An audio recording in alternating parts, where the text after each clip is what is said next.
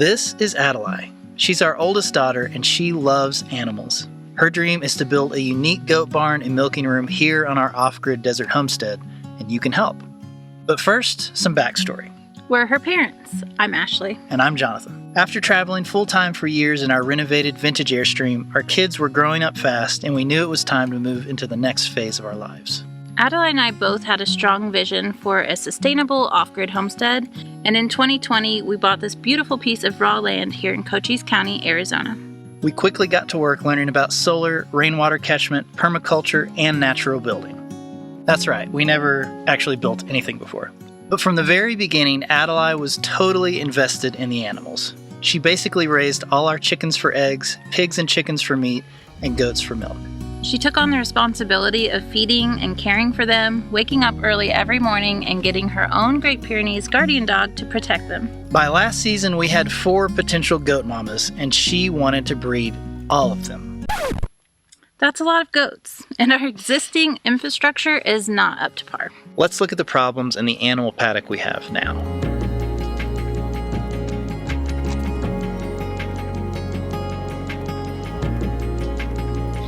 We built this in 2020 when we moved here because we got goats pretty soon. We never really had livestock, so we thought, our goats are staying in this paddock, but then when they have babies, the babies jump through this high tensile fence. We even had to add several dummy strands to keep the baby goats from jumping through. So we need to do better fencing in our next animal paddock. So this is the first shelter that we built on the property. We call it the Goat Lodge. Let's go look at all the problems with it. This is the first problem. I don't know how many times I've hit my head on this, and usually our goats are giving birth in the night, and I always hit my head on it, and it really makes me angry. So our future shelter will not be this tall. We may have had a dog that broke through the fencing. We've added multiple latches and things because they just knock it open. This is Bailey, our only mini Nubian right now. She gives us so much milk, and she is pregnant, and we're hoping for a little doeling from her this year. Another problem is we don't have a roof over this, so when it rains, so much moisture in here, so much water. Water rushes this way when we have sheet flow, and so really nothing stays very dry and clean in here. So you're replacing this a lot. Yeah. It's like a really big pain to do kidding in here because, if they're over here or over here, you're see? You're constantly really low, there's not really room to stand up very well in here, and so it's not working out. This is Mabel. Oh, come here, Mabel. She's the sweetest. She's retired. She is a companion goat, though I swore we would never have a companion goat that didn't produce anything. We have Mabel. Adali wants to tell you about our glorious kidding pen. I don't. This is our attempt to keep babies in a certain area. So we have hog panel that we've zip tied and T-post into this very irregular shape, and we had to add chicken wire on it because baby goats still get through cattle panel. They really want that milk, huh? Yeah. Eventually, we would like to have a separate place outside, fenced in area for baby pen. Yep. That's on down the road. Okay, so this is our shade situation. It's not very shady. It's pretty lame, yeah. We hope to have a shaded area for them eventually that they can get out of the sun and rain. This is Friday. She's Faye's daughter, and she's gonna be a first-time mom. This is Maybe. She's Mabel's daughter, and she's super sweet, just like her mom. She's also due to have kids for the first time pretty soon. That was Faye. Faye is very camera shy. She doesn't like people. So that's Faye. Let's go to our feed shed and milking barn and show you what's wrong in there. Okay, well, this is actually a really nice building. The feed storage is semi-okay. This is our hay storage. The problem is, it's very dusty in here, so we have to keep a tarp over everything. We really need a designated spot for hay and alfalfa. Do you want to talk about our milking stand? Hey, I built that milking stand, and it's been there a lot. Very functional. It works great, but it is a pain in the butt to clean. Had milk spilled on it, chicken poop, goats peed on it. Also, when we first started milking goats, we did not have a mini Nubian, and she's a little bit longer, and this isn't quite long enough. Another big problem is the floor. You know. Yeah, we thought gravel would be a good idea, but you can't clean the hay off of the gravel. It's not like you can take a shovel and clean it off. You know, we need a flat surface that we can keep everything really sanitary and clean, and also cut down on the dust. Yep, just sweep it out when it's dirty.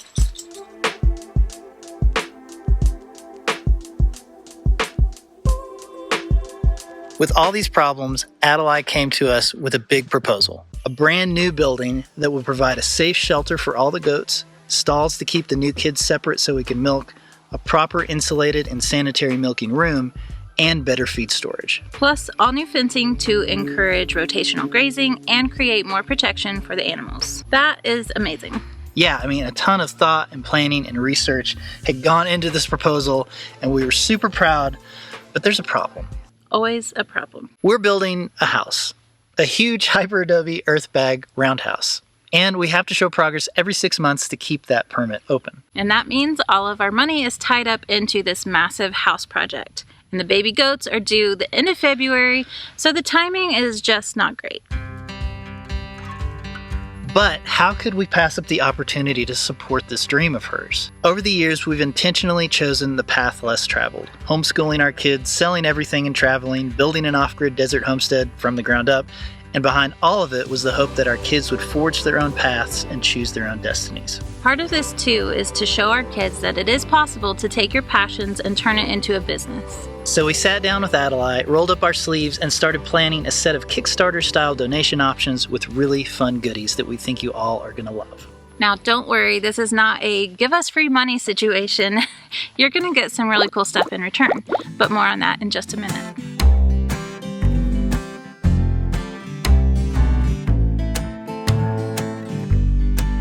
All right, let's talk about the plan. Adali does not want something that we have to build from scratch. We need it functional as quick as possible. Now, the good news is shipping containers have finally come back down to reasonable prices here, so we're going to be acquiring a 40-foot shipping container to use as the base structure. And we're going to call it the Legendary Goat Barn Container. Get it? Legend? Dairy. Wait for it. Dairy. Legendary. Do you get it? They understand. By using a shipping container, that means we only need to prepare the area, set it, and then we can start working on the inside. Speaking of the inside, first up, we'll create a feed storage area on the east side of the container using the existing cargo doors. This way we can do bulk loading easily. Then we'll create a hallway in the middle section that the animals can take shelter in during storms or cold weather. Inside the hallway will also be 3 gated kidding stalls for keeping new mamas and babies together, separate during weaning, and the ability to lock them up to keep them safe from predators. This area will also have some additional storage and 2 new doors for access from the north and the south sides of the container. Please note, the doors and windows are all subject to change. Of course. The far west end of the building will be framed out and insulated to create a closed sanitary milking room. The long-term goal here is a small gray water sink, milking fridge, and possibly AC window unit during the summer. But to start, it'll just have a milking stand. Finally, we'll install new field fencing connected to the container. While we love our high tensile electric perimeter fence, we found that we need a tighter weave to keep the predators out and baby goats in. Over time, we plan to expand the fencing to encourage rotational grazing, so there'll be separate paddocks set up eventually. So we feel like we have a pretty good plan in place.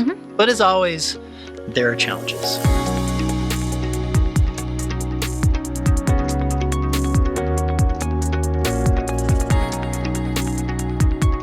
The good news is we just recently added another acre to our land, and its location is the perfect spot for this new project. The bad news is this complicates things because it's not fenced in. First, we need to get a survey so we know where the new corners are. Then we need to get a bunch of fencing materials so that we can re-fence our exterior fence line. Then we have to time it all perfectly to get the container delivered, cut the exterior fence line, put the container in, and then re-fence it back in so that we continue to keep predators out and our dogs in. And yeah, are you tired yet? Now, before we share how you can help Adali's goat barn dreams come true, let's talk about cold, hard costs.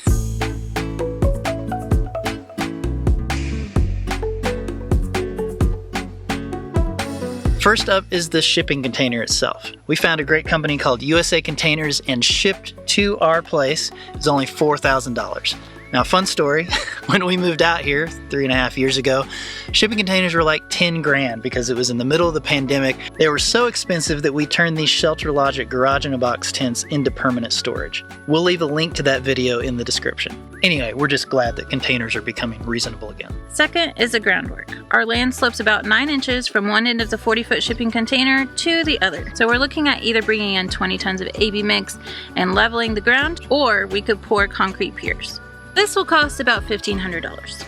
The current plan includes 2 exterior doors and 3 windows, but to do that we need to buy metal to weld into place to create a frame that those windows and doors can set inside.